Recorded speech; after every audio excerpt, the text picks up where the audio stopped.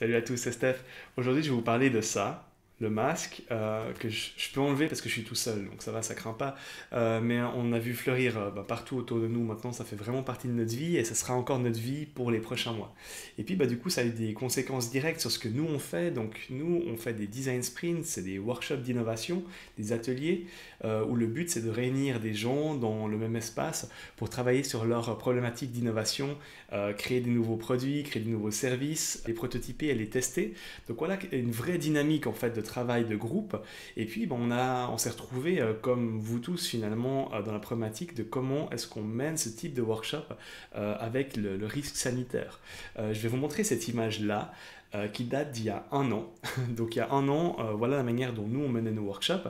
Et l'intérêt c'est que on pouvait réunir les gens dans la même pièce avec du matériel très simple, des post-it, des stylos, et puis finalement il n'y avait pas besoin de beaucoup, il fallait un bon facilitateur, un groupe et une problématique intéressante, et on pouvait créer une vraie dynamique, une vraie énergie autour de ça.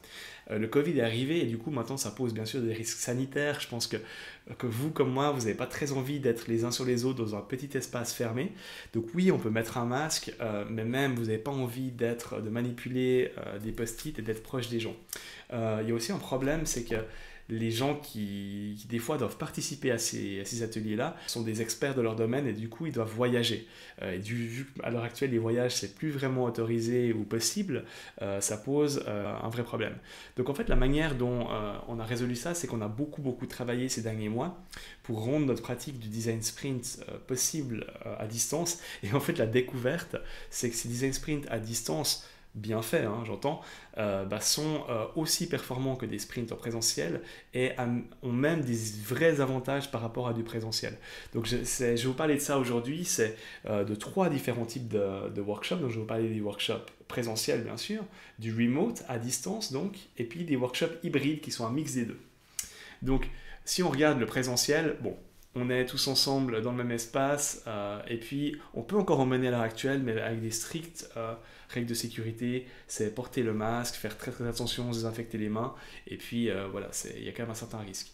Maintenant, le remote, donc à distance, distanciel, l'intérêt c'est que du coup c'est très safe parce qu'on peut le faire depuis où on veut, donc les gens peuvent être depuis chez eux, ils s'exposent pas au danger donc, et puis on peut le faire par, nous on aime bien utiliser Zoom, ça peut être Zoom, Skype, Microsoft Teams.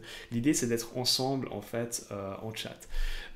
C'est peut-être un peu perturbant la première fois que vous le faites, la première demi-heure même, mais vu que le workshop dure 5 jours, on s'y habitue complètement et ça devient vraiment quelque chose de quotidien et de normal en fait de discuter avec les gens par ce biais-là, parce qu'aussi on n'est pas focalisé que sur la discussion. Vous voyez l'espace à gauche, c'est un espace de travail, donc en fait ce qu'on ferait dans un sprint traditionnel avec des post-it sur un mur blanc, là on va le faire au moyen d'un logiciel qui s'appelle Miro ou Mural, il y a plusieurs logiciels qui font ça, et c'est du whiteboard virtuel. Donc on va coller des post-it virtuels en fait dans un espace. Et ça marche très bien parce qu'en fait les gens sont on a en parallèle les gens qui parlent à droite sur Zoom et on les voit bouger, coller leurs post-it, etc. à gauche.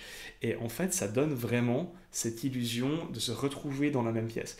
C'est compliqué à expliquer avec des mots, je pense que c'est vraiment quelque chose à vivre, mais vraiment, vous avez le sentiment d'être avec les personnes parce que vous travaillez de manière synchronisée sur la même chose. Et ça, c'est vraiment quelque chose que j'ai appris ces derniers mois, à quel point c'est puissant de travailler sur ce type de méthodologie à distance. Bien sûr, il faut que ce soit bien cadré, bien facilité, etc. Mais ça marche très bien. Donc voilà quelques images d'un sprint en remote. On a créé tout un espace de travail qui s'appelle un canvas qui permet en fait de mener l'entier de l'atelier, donc l'entier des 5 jours, sur un seul document et on peut zoomer, dézoomer, ajouter des post-it, etc. Et ça marche vraiment très bien. Donc les avantages en fait du remote, c'est que c'est safe. Donc les gens ne risquent pas de tomber malades en participant à votre workshop, et ça je pense que c'est quand même la base. Et il y a aussi un vrai avantage que j'ai découvert ces derniers mois, c'est qu'en fait, on peut vraiment travailler avec le monde entier. Donc pour peu que votre projet requiert l'assistance d'un expert qui est quelque part dans le monde, on peut très facilement lui envoyer un lien, il clique sur le lien et il nous rejoint dans le workshop. Comme ça, en un claquement de doigts, sans voyager, sans rien organiser, c'est extrêmement facile. Et en fait, la qualité des personnes qu'on peut réunir et leur niveau d'expertise vraiment est assez incroyable. Et ça, c'est vraiment grâce à l'outil distanciel. Après, c'est quand même des workshops et des sprints plus, bien sûr, compliqués à faciliter, parce qu'il y a une dimension de guider le groupe dans la méthodologie et dans l'effort de design, mais aussi toutes les composantes techniques qui font un peu gérer tout ça, les webcams, les trucs comme ça. Donc c'est pour ça que nous, on s'est équipé et on a maintenant tout un studio qui nous permet de le faire dans de très bonnes conditions, aussi avec beaucoup d'expérience. Puis voilà, aussi une question d'énergie, c'est comment est-ce qu'on garde, comment est-ce qu'on interagit avec les gens à distance, mais ça marche quand même très bien parce que ce qui est important, c'est le fait d'être en live. C'est pas pour rien que, vous savez, tous les live streams des youtubeurs ou des gens qui font du jeu vidéo et de ça marchent très très bien parce qu'en fait il y a cette connexion, le fait qu'on soit ensemble au même moment, et ça vraiment c'est quelque chose de très fort. Puis alors j'ai expérimenté dernièrement sur un format que je trouve très intéressant qui est le format hybride, c'est-à-dire qu'on a, comme dans un sprint présentiel, les gens dans la même pièce, dans le même espace, vous voyez qu'ils portent bien sûr des masques. Ce qui est intéressant avec ça, c'est que les gens sont sur place, donc les échanges sont très naturels, parce qu'il suffit de parler à la personne, elle est à côté de nous. Donc vraiment, on a cette vraie énergie qui est créée. Mais ce que vous remarquez, c'est que les gens, en fait, travaillent tous sur leur ordinateur. Donc au lieu d'utiliser ce matériel-là, donc juste des post-it et des stylos, ben là, on a aussi utilisé Mural, et chacun sur son ordinateur travaille sur son espace. L'intérêt de faire ça, c'est qu'en fait, ça permet aux gens de se distancer. Donc bon, là, on avait peut-être 1 mètre et demi d'espace entre les gens, mais en fait, on peut très bien 2, 3 mètres, peu importe, tout dépend de l'espace qu'on a à disposition. Donc ça, c'est vraiment intéressant parce qu'on a tout le monde au même endroit, mais en même temps, on est beaucoup plus safe parce qu'on a un masque, bien sûr, et puis on peut travailler chacun sur sa machine sans aller toucher les autres personnes. Donc ça, c'est quelque chose que j'ai trouvé vraiment intéressant.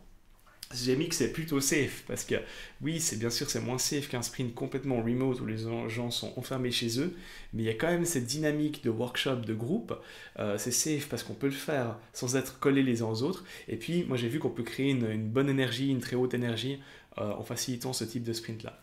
Et puis, alors les points faibles de ce type de sprint, c'est le port du masque obligatoire, et ça casse un peu de l'interaction que vous pouvez avoir avec les personnes, et puis des aspects aussi technologiques qu'on rencontre aussi bien sûr en remote, mais c'est que un des intérêts du sprint, c'est qu'on pouvait le faire avec du matériel très simple et n'importe qui peut participer à un sprint.